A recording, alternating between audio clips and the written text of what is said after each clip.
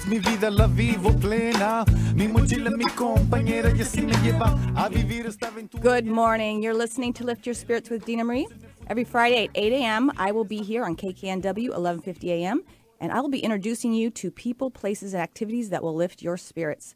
The song you just heard is from Luke and the Lovingtons. I'm going to talk about them a little bit later, but that song will be playing throughout the show, and I just want you to listen to the words, and I have a story, too, to tell. Last week, we went to the big island of Hawaii and visited a Hawaiian Island retreat, and we talked to Jeannie Sutherland, and our spirit-lifting activity was music. So we talked to Christopher, and in the Seattle Natural Awakenings magazine this month, there's an article on page 18. It says, "Live Your Song. It keeps us in tune with ourselves." Just a brief little part of that quote. "Life always reminds us when we are and when we are not in tune with ourselves. When we feel good, we're matching our song. If we just keep singing, we'll find our way home." And I've been singing my own song for quite a while. And you know what? There's no place like home. And I can feel it in my heart. My heart's open. Life is good. I did have a really good week, and I had a great Friday. Last Friday, I spent the day with friends and family, ended my day at Soul Food Bookstore. I had such a wonderful day that I sat in the back. I went there to listen to Sea Star, one of my favorite bands, and I snuck in, and I got in this big old chair, and I just sat there because I was absorbing what happened that day and how awesome it was. And I see Faye. She's tuning up. She can't see me. I'm like, yeah, I'll just sit back here for a while. And then I hear, Dena Marie's in the house. And she's tuning up to her guitar. And I'm, yay, here I am. So I wave. And then there were some people there that knew me. They came over and they started talking to me. And they'd actually heard about it on Facebook. So, always share. Make sure you share. Last minute, people will show up. So we're sitting there listening to Faye, my favorite singer of all times, and Celtic band from Sea Star. And my friend Sherry whispers in my ear and she says, "So how do you know Faye?" And I say, "Well, let me think." You look up and you're like, "I have no idea." "I know her because of you." And she goes, "What?" I said, "You called me 5 years ago because you saw me at East West Bookstore. And you said, your voice told me, my voice says to call Dena Marie. I don't know why." So we spent like a half hour talking, getting to know each other. 3 months later, she opened up a healing center. She invited me to do some work there. Had a great day. And then she said, "Dena, you got to stop by Bothell Country Village and see Claudia O'Malley and Potter's Feel Good Products because she sells rocks. It's 85 degrees. It's 2 o'clock in the afternoon. I want to go home to my swimming pool." And I leave very hot and sweaty in my car, and I hear my voice say, "Take a left." And I'm like, "No." And it does do it just like that. Take a left. So I go in and see Claudia. There's no one in the store. I buy $110 worth of rocks. And finally, my book comes up. We talk. She goes, "You know what? I'm going to keep your card and see what happens." So 2 weeks later, I get a phone call, and she says, "What can you do with kids?" I said, "Well, I got 200 pounds of polished stones." So 200 pounds of polished stones went on the ground, and I did farmers markets, festivals, and fairs there for like 5 years. And kids are sitting in 200 pounds of rocks, and I'm doing chakra readings with their moms. It was fabulous. And there was a beautiful woman singing every Friday off and on, and her name was Faye. And Faye came and did a reading with me. And I barely remember that part, but she took a tiger's eye stone home with her. And years go by, she did what she wanted. And that means going out and doing it. It doesn't mean thinking about it. It means doing things that you put down as your intentions. Great show, last show, Conscious Talk. Awesome. About your intentions. She wrote them down. Not only she started her own business, and now she has siren singing lessons at Country Village. She and the Sea Star are traveling. Her intentions were to go to Ireland. She's been to Ireland. Now she's been to Scotland, and she's going back to Scotland. She's going to be playing at my birthday party, June 8th, Kama Beach. We're going to celebrate 50 years of life on Earth with me. And so I tell Sherry, this is how I know her because of you and Bothell Country Village. And Sherry goes, "I used to play guitar. I used to write." And I'm like, "Really? Okay, guess what? Your prescription is you're going to come to my birthday party and you're going to sing me a song." So Sherry Reese, I look forward to that. Also, Luke and the Lovingtons. Here's the best part of it. Last week, I wanted to play some tunes from them. I put that aside. Did not know that Philippe Cagnete's one-year memorial was Saturday. He crossed over, and I'm a little teary-eyed because I didn't know until I went and saw him in July that he had crossed over. What a beautiful band. What a beautiful group of people. I invite you to go to YouTube, listen to their songs, buy their CDs, and support them. They are light workers traveling around doing wonderful work. I saw him in July in Everett, and that's when I found out about Felipe's crossing over. And I met Felipe at Bothell Country Village doing a reading with him because he was sitting next to me at his booth, and he had a CD for children called Sing with Senor, and he also was with Luke and the Lovingtons, and I did a beautiful reading with him and his wife, Katie. And what the reading came out with Felipe is that his heart was big. It was beautiful, and it was very hard for him to be here sometimes because he felt too much. And I have a lot of young men that have that issue. They feel so much, and it's very hard for them in society as they're growing up. But I bless him, and I know he's with us all the time. Felipe and his wife, Katie, and their baby, Rio.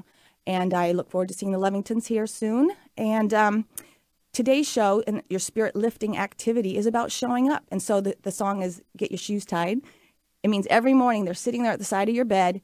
It's one thing to think about getting out into the world and doing it. It's another thing to open your heart and physically show up. So get your shoes tied, all right? Today, do something you've been thinking about, and let's get this party started. So today with me, I have David from Paca Pride Guest Ranch.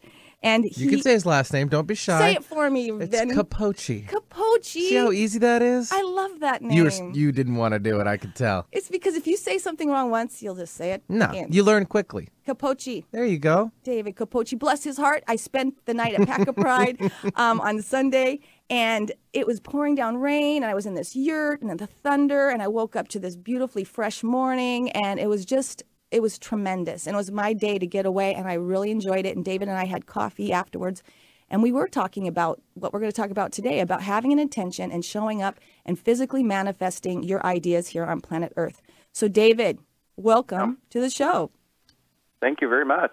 Glad to be here. And in fact, it's all about making manifest the change you want to see in the world. Yes, it is. And you showed me this chart, and there's kind of like, there's people thinking about doing it, and there's people out there doing it, and there's somewhere in the middle. And I think maybe I hope the show is about you finding that part where you go out and you do it. So David, tell us how you started Paca Pride and what inspired you to do that. Well, so interesting, in fact, coming from corporate America and seeing all the changes at the crossroads of America here, back in 2004 or so. I had that typical corporate job. I was a senior IT strategist, doing corporate change, managing organizational change, managing system development, life cycle models. We were seeing the turning point of America's economy. We were noticing jobs in IT were starting to get offshored and outsourced, and we just realized that a change was in the wind. And we wanted to basically kind of see what we could do and bring forth a positive change into the world and just kind of escape the shackles of corporate America by, of all things, becoming our own corporation, taking charge of our own sort of destiny in a way. So we looked at our skill sets, and we just decided to parlay our experiences camping, believe it or not, in our own little yurt up on a very scenic highway, the National Scenic Byway known as the Mountain Loop Highway. It's only an hour from downtown Seattle, and we had been coming out here for many years as part of a private gay community campground known as Triangle Recreation Campground, bringing our own little yurt out there for our summer cottages. And it started our love of yurt camping and the Mountain Loop Highway. And that's when we discovered all this tourism traffic. The Mountain Loop Highway is one of the hidden gems of Snohomish County tourism. It is the most visited scenic destination out here, receiving over 250,000 cars per year. So we knew there was traffic out here, but it was all being served by hiking trails and primitive campgrounds. And we thought we'd bring our own spin on camping and compete with those campgrounds by bringing glamping to the picture, or glamorous camping, with our yurts, fully furnished yurts, bed and linens, electricity and heat, that kind of thing. Our goal was just to make camping easier. And then as we thought around that and we cogitated sort of how we were going to do this, we realized that coming out to the mountains meant more than just making a campground happen. We wanted to make manifest some of the changes that we were hearing about people speak. This was the time when the locavore movement was starting, when sustainability was kind of becoming a part of our lexicon, and you were hearing about people sort of wanting to buy local and do local and source their foods local. So it's sort of like a level of awareness was raising in our consumer behaviors about how disconnected we were from food sources and nature for that regard. So we decided to kind of sort of package our campground via the reinvention of a family farm and let people come and actually stay on an operating farm in the mountains. And the key word there is a farm in the mountains there. Well, in the mountains, there happens to be sort of no agriculture value up here in the mountains. It's known, in fact, for one of two things other than tourism. It's known for logging and gravel. We've got quarries. In fact, on the way out to us, you pass 3 quarries out to the land that we started with. But after writing our business plan, and saying, let's reinvent this family farm, let's bring animals out here, let's reconnect people to nature, let's reconnect people to food sources, to the farm, let's bring that level of appreciation out there. We started looking for land, and what we found was 17 acres of previously logged property that could have been sold to the quarries that you pass here as a gravel pit. It had no ag value, and we had to start with that to make really healthy soils, to basically establish an alpine meadow out here and keep that cycle going. And that led us down the path to discover permaculture, which is certainly a non-conventional approach to farming. And as we delved into permaculture, it was natural to see the ties back to sort of my own corporate background in IT as an IT strategist managing change. All of the models that we used to discern requirements for IT systems, we were using, in fact, to discern the requirements for our new homestead system. And as we did so, we realized, wow, this is a way to kind of talk to the public about things as well and really connect them to the notions of sustainability. As the things that people were talking about, we just decided to go forth and actually show them in action. Well, and I did a retreat there, and that's the first time I met you, and we were eating, and you were talking about the reason why we have clover and why we have black. I mean, that was my first exposure to any of this. You were just so fascinating. And then later on, you said, anybody want to hear some more? And I'm like, yeah, I never knew this is why about the lawns and why we don't have them, or why you don't have them. Well, it's that lens of permaculture, really, which let me give you a definition of it. Permaculture really is sustainable land use design. It's based on ecological and biological principles, and it often uses patterns that occur in nature. We're just reconnecting to those patterns and recognizing why nature has them in existence. We want to maximize their effect and minimize the wasted energy from them.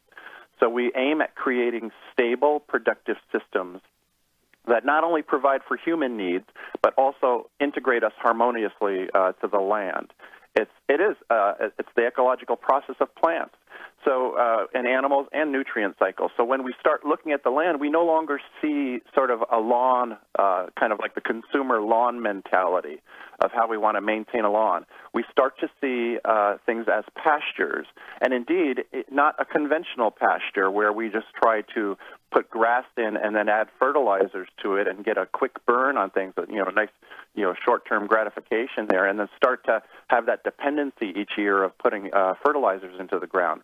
Instead, permaculture takes the long view, and we start to see our pastures very differently. All of a sudden, new terms arise. Along with the grasses, we do have clovers, and those we know as nitrogen fixers, and most people kind of have that connection already, where they know that to have a good pasture of grasses, you want to add some clover in there because the clover feeds the grasses by fixing nitrogen. But we don't stop there. We actually add things like nutrient accumulator plants. And this is a big concept for people because most people look at the typical nutrient accumulator plants as what they call weeds, and they pick them out. Mm-hmm. When in fact, something like a dandelion, which is a great nutrient accumulator plant, actually helps feed and develop the mulch, the top layers, the organic matter of our soils. And it helps kind of create that cycle of building soil the way nature does, from the top down. Those nutrient accumulator plants have deep tap roots. They go to the subsoils farther down than grass roots can go. They pull up nutrients, and through a process of mineralization, they make these nutrients available to the top layers of the soil by storing them in their leaves. at the end of that cycle, in the wintertime when those leaves die. Now, right now, that's all at the top of the surface there. We go beyond even nutrient accumulators, and we talk about carbon sequesters, those plants that can create a bunch of carbon on the surface of the soil for us. And that's great because we can sequester carbon, but it also provides organic matter. And organic matter is like rocket fuel for the grasses. And in fact, we try to even go beyond that and recognize, I have a funny saying. When we first went into this farm idea, we looked at the livestock and said, well, let's get alpacas, because alpacas are, they're perfectly suited for a mountain environment. We're going to become alpaca farmers. And then we realized quickly thereafter that the truth of the matter was we were becoming grass farmers. Yeah. And in fact, it was sort of we used to tease, well, nobody told us we needed to be a grass farmer in order to kind of raise animals here. And that quickly led us beyond grass farming to recognize that below the grass there, it was all about microbes, the soil food web cycle. So my pat saying of nobody told me we were going to become grass farmers quickly became nobody told me we were going to become microbe factory farmers here.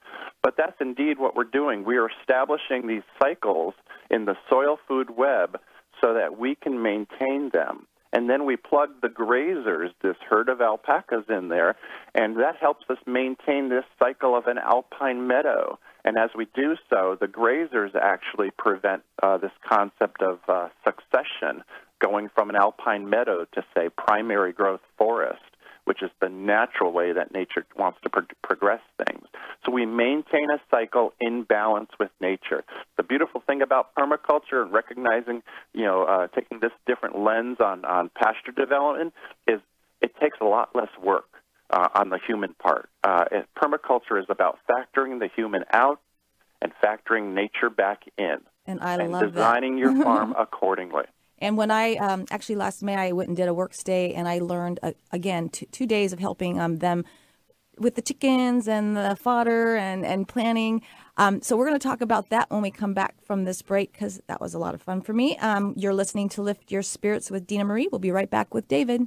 Futuro ya está aquí, si quieres salvar tu pellejo, muévete así. Tu corazón busca el camino que te hace feliz. Digo, please, at least, leave the reason like it is. Don't you see, we're here. Soul Food Coffee House in Redmond features live music, the finest locally roasted organic coffee, pastries, sandwiches, independent books, and an amazing community to nourish your soul. Soul Food is a great nightly destination. Attend an open mic, poetry night, or listen to live local music, and all ages are welcome. If you can't be there, well, you can watch the events online. Check out their full calendar at soulfoodcoffeehouse.com. Soul Food Coffee House in Redmond is a big dose of community. Come on in and let your light shine. Mark your calendar. Saturday, June 7th for an evening with Sea Star. The Seattle-based band performs a blend of both old and new, Celtic and folk combined. The lead singer, Faye Wiedenhoff, is equal parts storyteller and muse. On their return from touring Scotland and Ireland, they are performing in an intimate setting June 7th at 7:30 p.m. at Kenyon Hall in West Seattle. To purchase your tickets, go to kenyonhall.org or visit weareseastar.com and like Sea Star on Facebook to get all their upcoming tour dates. This is my home. Are you looking for the perfect place to get away from it all? At Hawaii Island Retreat, you will find peace and tranquility among the ancient stones and healing gardens. This eco-friendly, sustainable, full-service spa with luxury boutique-style accommodations is nestled in an elegant and tranquil setting. Among forests, organic gardens, and ocean breezes, this is the perfect place to reconnect with yourself and nature.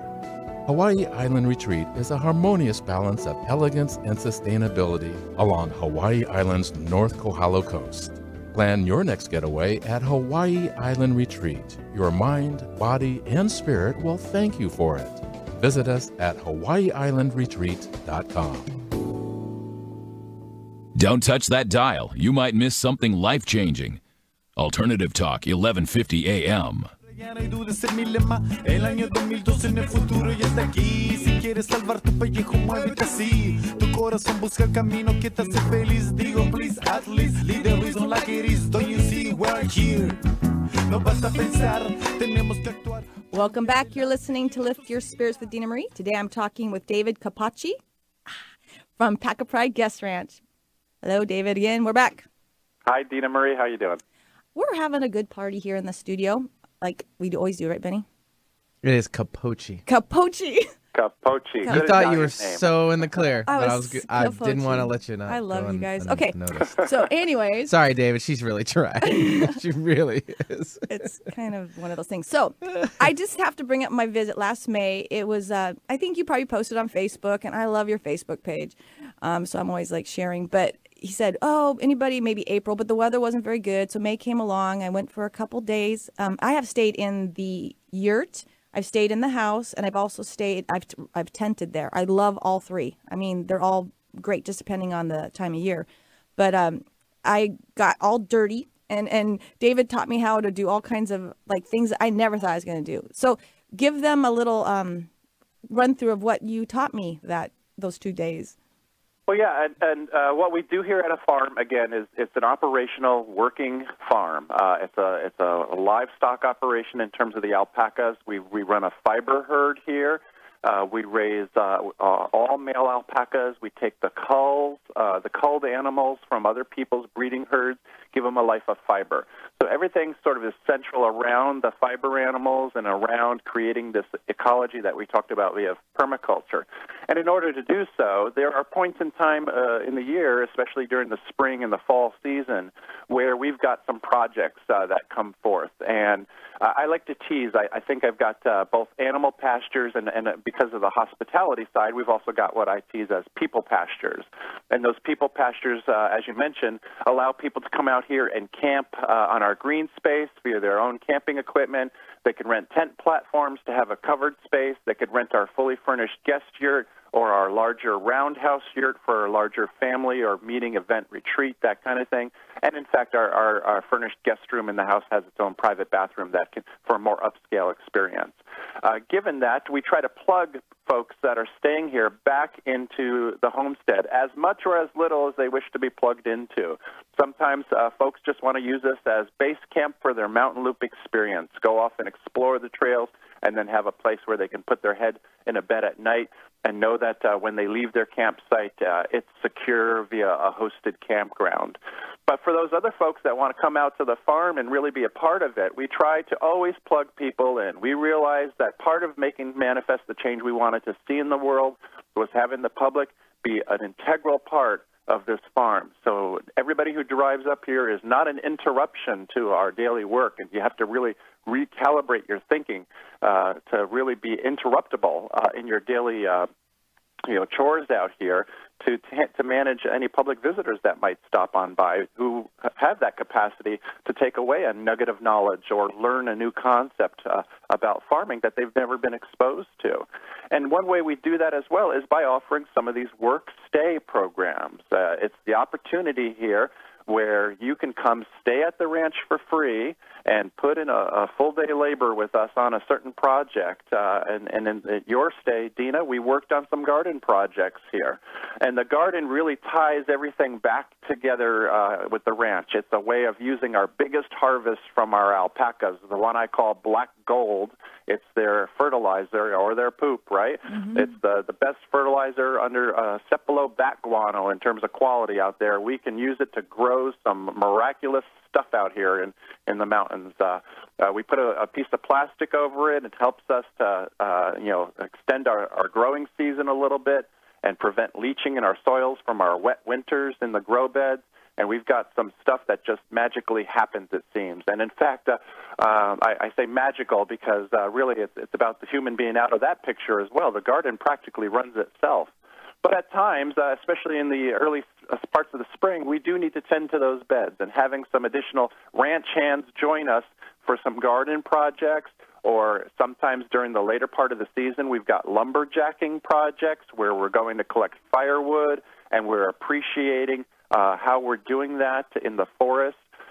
We show people a different lens of looking at our ecology. Remember, humans are part of this ecology. So we need our needs met as well as the animals' needs as well as nature's needs.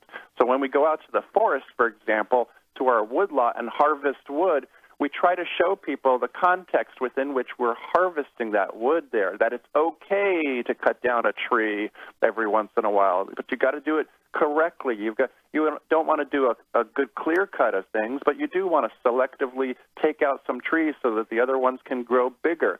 It's the same way we thin out, for example, carrots in our carrot beds so that we get some bigger carrots and not have tiny little ones all scrunched together growing in the same bed. So we provide all these opportunities to the public where they could come and join us for different things, whether it be a work-stay program or, for example, we show people some of their food sources. One thing we do is we run a chicken tractor each season. It runs for our spring and summer season, and the chicken tractor actually follows the herds grazing out in the pastures to complete the cycle of tilth building that we've got going on. And in our chicken tractor, a byproduct from that is actually meat. We raise rock Cornish cross meat birds out there for a very short duration. We want to show people that these are the chickens you're getting in the store when you buy poultry meat. A lot of people who come to visit us look at our beautiful egg layers. We've got 30 egg layers, 30 chickens in our chicken coop that lay fresh eggs that we also sell to the public. But in our chicken tractor, we raise our meat birds and our turkeys. And so when people come up and see my beautiful egg layers, they point to them and they go, "That's the chicken we eat in the store." And I'm like, no, that's not the chicken you eat. Come here, follow me. I'll show you the ones in the chicken tractor. These are the ones you get in the store. And it's amazing when they see that the chicken that we get in the store is very different than the pretty birds you would have in your head as an image there. They are a mutant crossbreed, in fact, that grows super fast for their own good and tend to fall over and die at about 6 to 8 months of age. And when people realize that, they're sort of shocked a little bit that, wow, we didn't realize this was our chicken we get in the store here. And it's why that label on the chicken in the store says young chicken. Literally, you're eating a 10-week-old to 2-month-old bird there. So it's definitely something that is an awareness-raising exercise. And part of that awareness-raising exercise is we allow people to plug into that chicken tractor by buying a live chicken. You can buy your own meat bird from us and take it with you to process or dispatch or slaughter yourself, if we want to kind of get really straightforward there. But we also coach you in that matter. So for another, you can buy a chicken and you can buy a coaching session as well, and we take you through the process of killing your chicken, cleaning it, and taking it home and cooking it. And we try to reconnect people back to things like that, back to your food source. It's an eye-opening exercise for sure, and it's not for the faint of heart. But it's one of those once-in-a-lifetime experiences that we get a lot of families that want to reconnect to their food source and just show kind of where your meat comes from.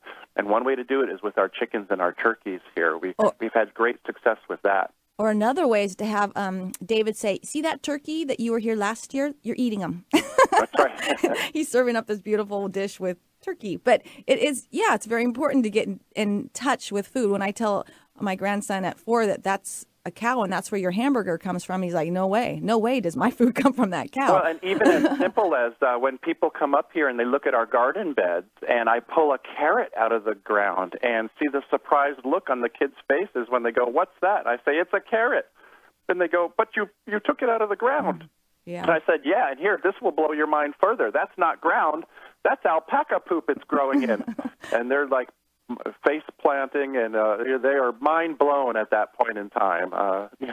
And it's really, realizing that the carrot grew in alpaca compost. Yeah, and it's really for us to go backwards to move forward. We've gone too far into that grocery store plastic wrap, this and that, disconnected. So really going to Paca Pride reconnects you, and it did that for me. Sitting in the gardens, and then David would say, "Oh, this is seed. Oh, this carrot went to seed, and this is going to be seed for next year." I don't know any of that, and I'm just, wow, I should know this. And then I got chickens pecking here, pecking there, and he's telling me he's eating that, and that does this, and just I'm seriously sitting in a garden in dirt.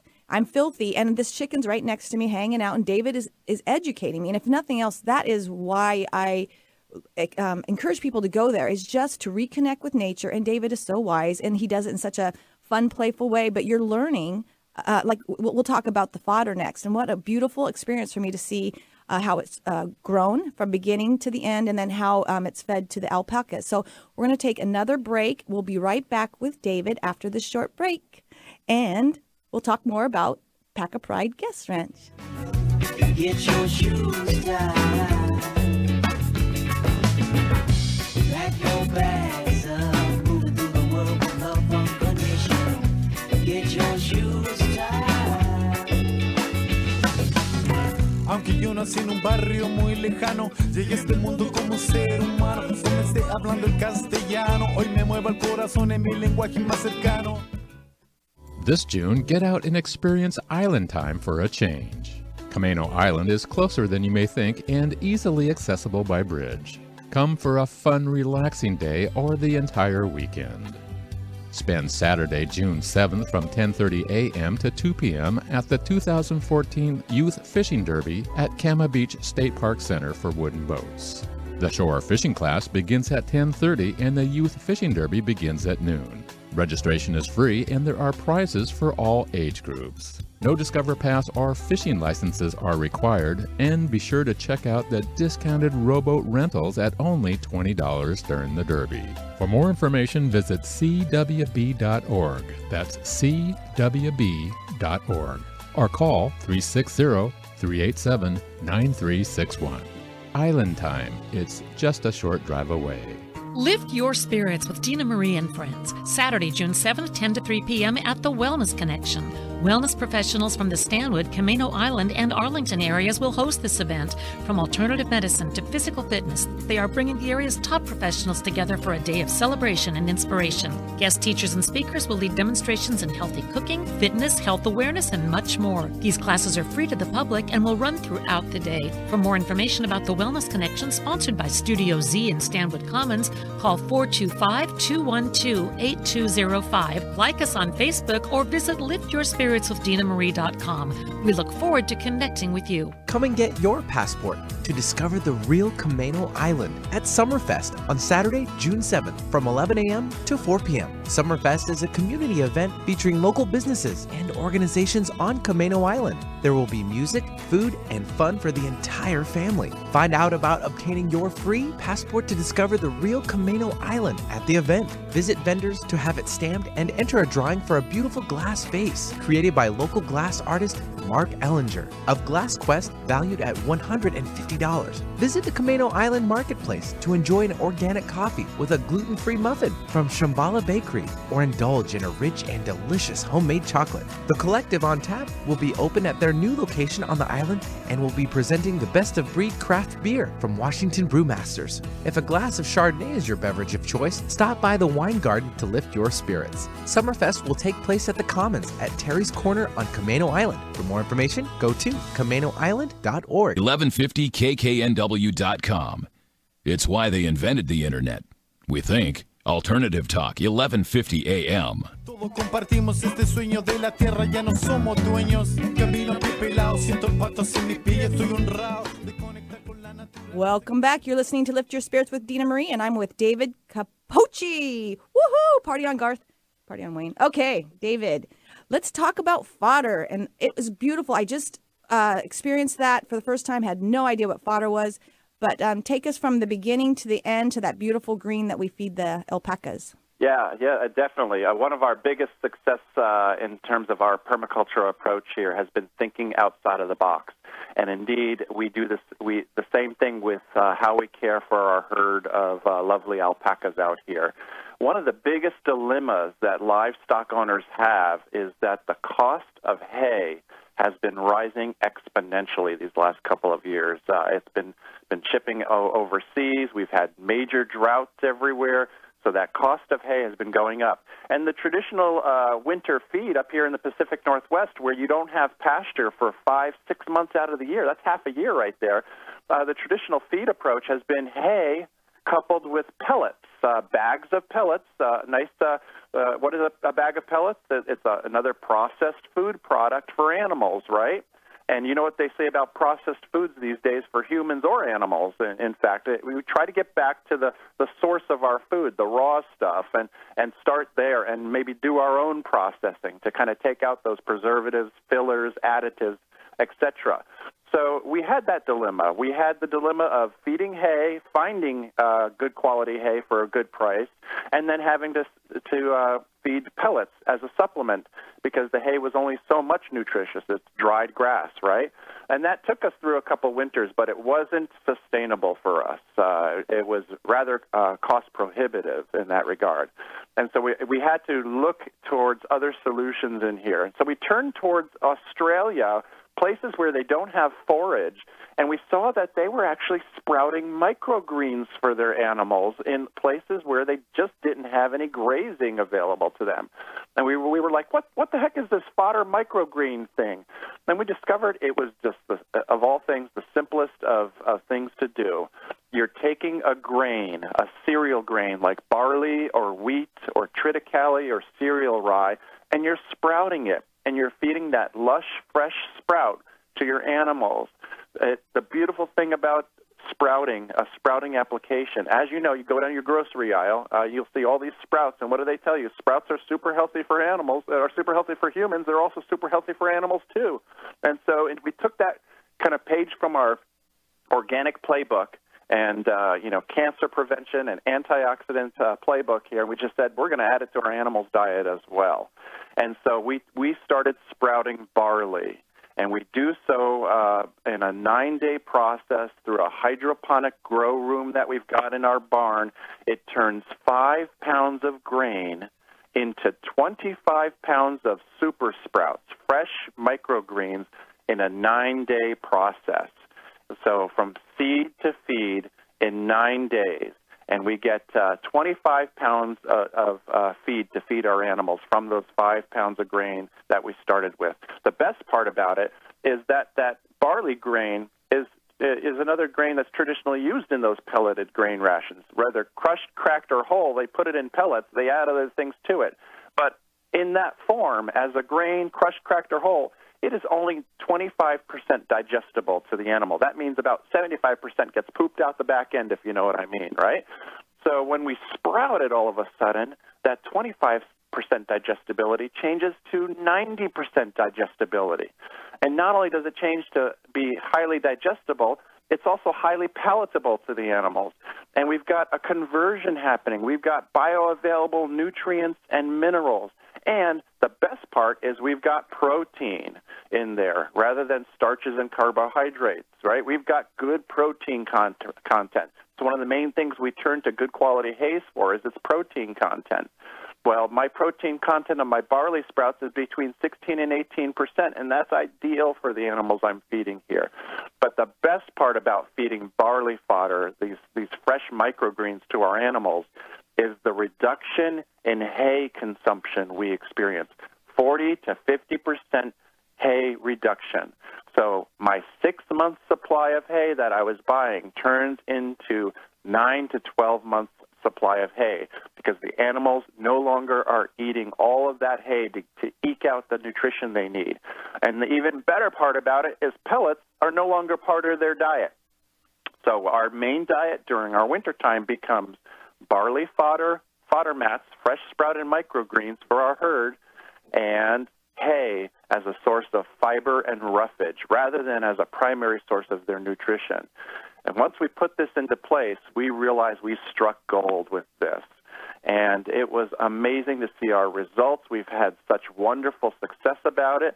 And again, following our whole model of our homestead being an example to the public, a demo farm to the public of our principles, we published everything we knew about our experience and with fodder on our blog, and our YouTube channel has a video of our fodder room. You can go see the actual chores being done in that, and we shared all of that, and that has led to people across the country contacting us of how they can set up their own do-it-yourself system to grow sprouted microgreens for their herd. In fact, it's led us to a new revenue stream where we're selling the grow trays that we use in our system and helping people to set up a very similar system, different scales of operation depending on the size of their herds that they're feeding and the animals that they're feeding in there. But we've positioned others to become just as successful with our approach by sharing all of our information with the public. And it has paid us back in spades because now we have a new revenue stream here at the ranch supporting us.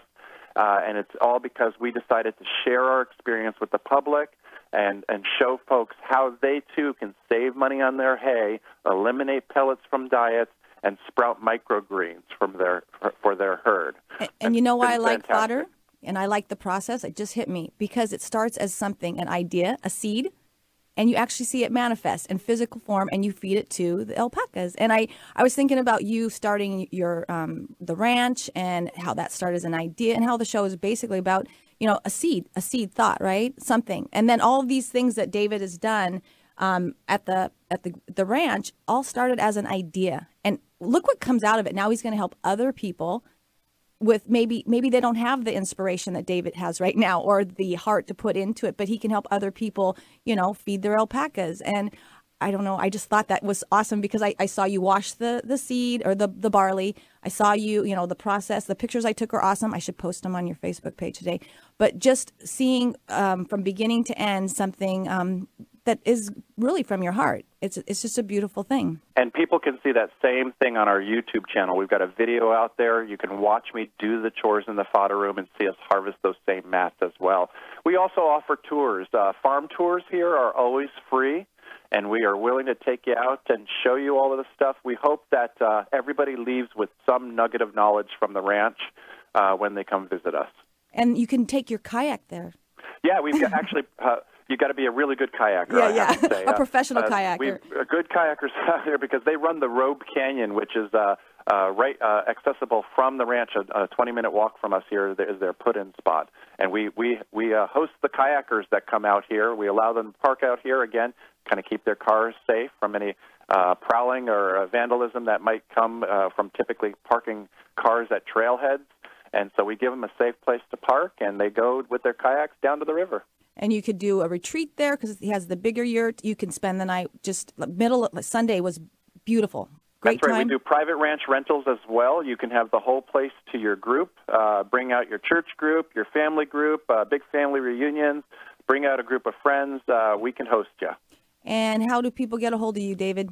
Sure. Everything about us, of course, is online these days. Our main website is pacapride.com. Let me spell that for you, PACAPRIDE.com. There's a link on there to our blog where you can learn all of the referential material that we've talked about, including fodder, which is our most popular topic out there. There's also our YouTube channel out there. And, of course, you can find us on Facebook, Paca Pride Guest Ranch. Go out there and like us. We're always announcing our events and upcoming attractions on our Facebook page. I will make mention that there's one big one coming up here, Dena Marie, and that is June 21st and 22nd. It's the annual haircuts for the herd. Our Shearing Fest here we've got going on, and it's open to the public. Starts at 10 a.m. both Saturday and Sunday, June 21st and 22nd. Come on out, bring a picnic lunch, come see an alpaca be shorn, then go tour the rest of the mountain loop as well. And you will love those alpacas, the best pictures ever. Bring your kids, bring the whole family. It's great. Well, David, thank you for hosting me on Sunday, and I look forward to, I'll be seeing you soon, I'm sure of it. All right, have a great day. Yay. Bye.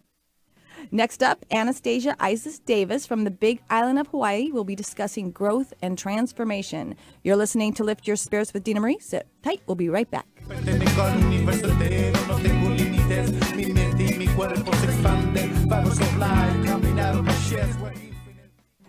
Paca Pride Guest Ranch is reinventing the camping retreat experience with rustic resort comfort, from spaces for tent camping to completely furnished yurt accommodations that will inspire even a non-camper to stay. This summer, enjoy upscale camping along the famous Mountain Loop Highway with alpacas setting the pastoral scene. Paca Pride's large roundhouse yurt is a nice change for your next meeting or event. Come experience serenity and enjoy the mountain views. Paca Pride Guest Ranch is located on the scenic Mountain Loop Highway 55 miles from downtown Seattle. Visit pacapride.com or call 360-691-3395 to plan your next overnight getaway.